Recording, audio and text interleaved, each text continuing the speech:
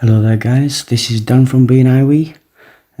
This is going to be about a 2 minutes video, and what you're about to hear is going to absolutely blow your socks. It's going to freak you, and it's going to just make you realise that all what's being said isn't a conspiracy, and lots of people know what's going on and they're all trying to keep it quiet, but some of them can't help it because it isn't back of the mind.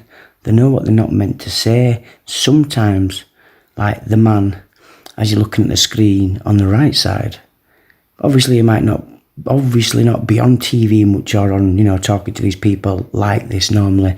So he's slipping up with what he's saying because he's aware of what they're trying to do. And I'm disgusted and enraged. The filth that we know what they're trying to do. Big start, but this extraordinary creature, whatever we call it, this pandemic is caused by something which is evolving all the time, surely. Yeah, so these viruses are pretty tricky for the immune system. They've got lots of methods to avoid the immune system. They don't mutate as fast as influenza, though. The mutation rate in this virus is pretty slow, but the intensity of your immune response is not so great for this virus. So in many ways, I think the observation made by the previous speaker is right. We're probably going to need a seasonal coronavirus vaccine that we all have every year to give us protection. And that may change with mutations, but this isn't a very variable virus. And I suspect it may stay the same for some years before we need to change it. And finally, Sir John, the question everybody's asking you, when? When will it be? When can I have one? Yeah, so as you may have spotted, there's a wide range of views on this subject. I'm hopeful we're going to start to get a readout early in the autumn as to Get ready.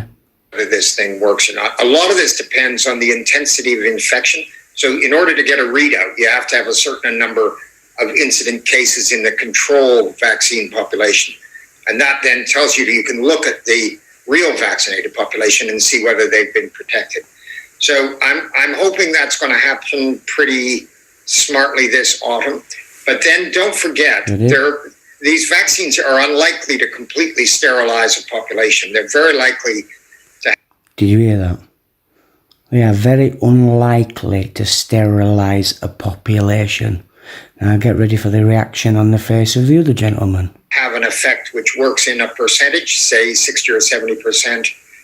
We'll have to look quite carefully, and the regulators will have to look quite carefully to make sure that it's done what we need it to do before it gets approved. So there will be a delay between the outcome of the trial and a decision whether it can be approved as a vaccine. And of course, anything that happens... Professor Sir John Bell. Can I didn't mean to cut you right off like that. Can I just say that anything that happens to undermine the legitimacy of regulators to make independent decisions is, in my view, profoundly unhelpful. Professor Sir John Bell, thank you very much indeed for joining us. What do you think of that then, eh? I can't remember what time it were actually on when he just gobbed what he said. Absolute vile piece of rubbish. They know what they're doing. Gets approved. So there will be a delay between the outcome of the trial and a decision whether it can be approved as a vaccine. And of course, anything that happens... Professor Sir John Bell. Yeah, see his face. I didn't mean to cut you right off like that. Can I just say that anything... He wanted to stop him. He wanted to just say... He was going to actually ask him a question about what he just said. But because the other guy said about undermining, he thought, I'm not even going to ask you a question now. Oh my goodness me. Maybe people should bombard the person on the left with emails and emails. Keep fighting on, team. Today, Britain's Prince William went to Oxford University to speak with patients taking part in trials of a promising coronavirus vaccine. But with cases of COVID fading in England, tonight researchers in South Africa, where there are many more people sick, are volunteering for testing. CBS's Deborah Pata reports on this new phase of the vaccine as we continue our series, Racing to a Cure. This humble clinic in Soweto could be one of the world's best hopes for a cure for COVID-19. As infection rates plummet in the UK, Oxford scientists are looking overseas to test their vaccine. Behind me are the first South African volunteers in the Oxford trial. They're sitting waiting patiently in the winter sun to receive the experimental vaccine. And for the most part, they say they're excited to be part of history. Like 27-year-old Kensani Nkuna. I'm willing to give it a chance because it might save lives. Despite a recent lockdown and teams of contact tracers tracking down infected patients, cases continue to surge here. And Professor Shabir Mahdi, who is leading the trial of 2,000 volunteers, says South Africa is still about 8 weeks away from its peak. So the only way that we're going to be able to break the back of this pandemic is by getting a vaccine in as early as possible to get at least a significant percentage of the population vaccinated. So we're hoping to possibly get the result as soon as before the end of this year. It's a result that cannot come soon enough. Deborah Patter, CBS News, Johannesburg, South Africa. The potential turning point millions have been waiting for. With approval this morning, people in the UK can start getting the Pfizer vaccine early next week. The first Western country to move from the trial phase to vaccinating the public. We've been waiting and hoping for the day when the searchlights of science would pick out our invisible enemy and give us the power to stop that enemy. Distribution is a challenge. The Pfizer vaccine requires a 2-dose course, 21 days between shots, and it has to be stored at ultra-cold temperatures. So the rollout will begin in hospitals with cold storage, prioritizing the over 80s.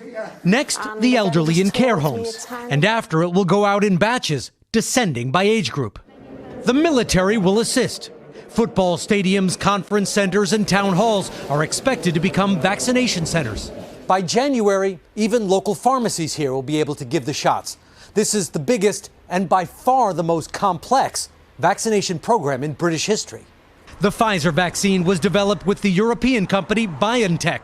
I spoke to its inventor, Uyur Shahin. This is an extremely important milestone, and we are happy, relieved, and grateful that we achieved this milestone. How do you think history will remember what we are embarking on now? It's indeed the beginning of the end of the pandemic. Words we've longed to hear, now finally backed by action to make them so. Richard Engel, NBC News, London. This fall and winter, flu viruses and COVID-19 may both spread. It's more important than ever to reduce the risk of flu for yourself, your family, and your community. And getting a flu shot is one way to do that. The flu shot is safe for all ages and all health conditions and is free to all Indigenous people because we tend to have higher health risks than others. The National Science Foundation is coordinating with the CDC and other agencies.